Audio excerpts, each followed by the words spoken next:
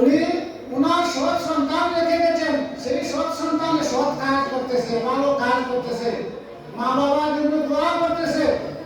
তো যদিও মহতমিম সাহেবের ছেলে নাই, কিন্তু মেয়ে আছে, সেই মেয়ের প্রজন্মে বাচ্চা হবে, ওনারাও দোয়া করবে, ছাত্ররাও দোয়া করবে, ছাত্ররা সবাই মহতমিম সাহেবের রুহানি সন্তান, আধ্যাত্মিক সন্তান।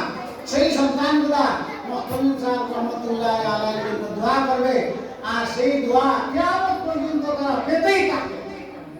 আর ইলমিন ইউনতাফাউ বিহি আও ওয়ালাদিন সালিহিন ইয়াদউ লাহু। ছাত্ররা দোয়া করবে, ওনার কবরের মধ্যে একটি অংশ পৌঁছবে।